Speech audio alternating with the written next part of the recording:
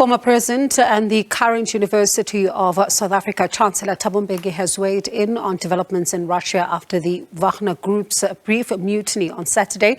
Mbeki says this is not an important issue and he didn't think that the revolt would have been supported by Russians. With a major international event like the war between Russia and Ukraine, naturally I would pay some close attention to that, partly because it impacts on the continent.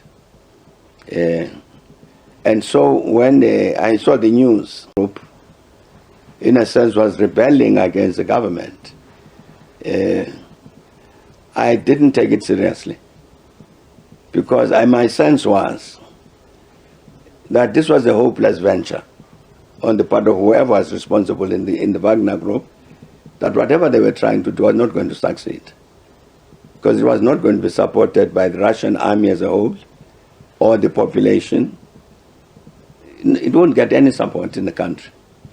And there's no way that the Wagner Group on its own could have produced any meaningful change in Russia. It couldn't. So I really, from the beginning, I said it, but they were playing some silly game, which was not going to take them anywhere. All right. Okay. And I don't think it's an important issue. Correct. It's partly to do with what I presume must be some personal ambitions on Prigozhin, who is the one who speaks on behalf of the group, but it's not a very serious issue. Let's stay with this issue and speak to Department of Strategic Studies in the Faculty of Military Science at Stellenbosch University, Professor Abel Esterhuyse, who joins us now. Thank you so much, Prof, for your time this afternoon. Former President Thabo Mbeki says this is not an important issue. They were not going to succeed in their mission. You agree?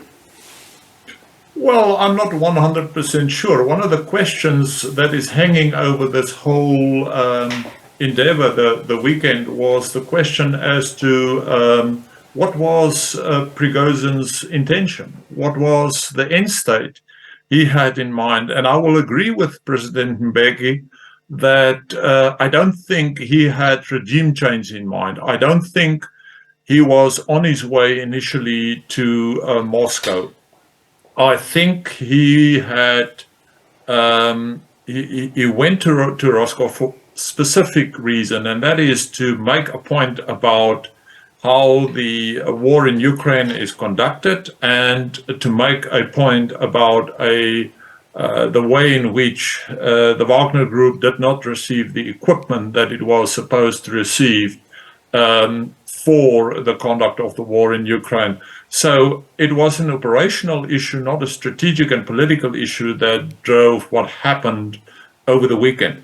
That being said, I should say that the reputational damage to Russia as a whole, to Putin, to the Wagner Group, to the Russian military is huge. I saw in the Western media today, there's a lot of speculation, and the point being made that Putin's downfall is only a matter of time. It is just a delayed reality that we are working with, because Russia's position at the moment is fragile. Yeah. Putin's position is fragile. The economy is fragile. The military is fragile. We're working with a state that is increasingly fragile. And there's been some who've described it, as as a moment to really behold and one to watch. And Russian President Vladimir Putin himself describing this as a stab in the back of our country and our people. And I'm quoting from him. And given the history between himself and Prigozhin, some say that this has pierced Putin's aura of political invincibility. And as you say, I'm wondering, though, what is likely to be the wider fallout when it comes to the war in Ukraine?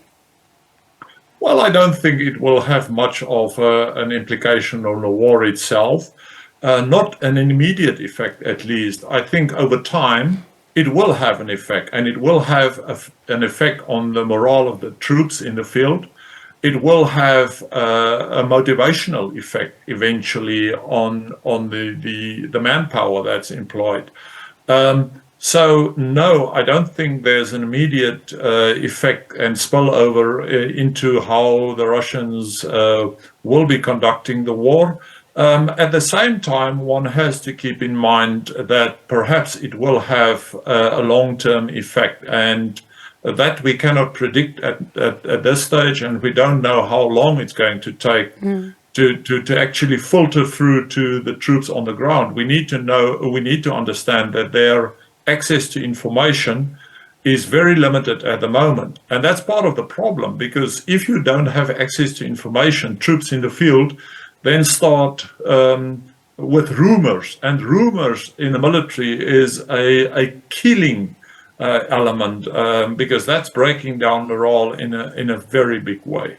So I suppose then, as you said in the beginning, this gives us a glimpse, because in the beginning it was meant to be a quick operation as it had been described, that it was going to be one that was going to move on fast. I suppose they didn't envision that it could last this long, and it's kind of giving us a sense that it's starting to possibly take its toll as well on some of the men on the ground. Well, it was quite interesting to see that the Russian military did not respond immediately and did not respond in power. It was almost as if they are accepting what the Wagner Group was doing, not opposing them, not being harsh in opposing them. And that raises questions as to the loyalty of the Russian military, and it's huge reputational damage that we are talking about now. It opens the gate, so to speak, for the Wagner to take Rostov very quickly and to go onto the road to Moscow. This was a very important strategic event that gave us an inside perspective on the vulnerability of what is unfolding in Russia and the Russian regime. I should also say that it was interesting that Putin jumped onto the plane and that he was flying out to Leningrad. That was the speculation, not Leningrad, St. Petersburg. That tells us that his survival is a critical issue for himself. And for me, that is pointing the fingers towards the nuclear debate, because over the weekend, I think, as this situation unfolded in European cities, they were really worried about how this is going to unfold, because giving Prigozhin, that is a man of action, access to the Russian nuclear arsenal, I think, led to quite a bit of tension in Western capitals. Very briefly, Prof, in about 10 seconds, does it affect, his, much speculated trip to the summit in South Africa? Well, I think it's making him vulnerable at home, and yes, I think it will have an effect. All right, Prof, thank you so much for those insights this afternoon. Do appreciate it. That was a Department of Strategic Studies in the Faculty of Military Science, Stellenbosch, at Stellenbosch University, Professor Abel Esterhuyse.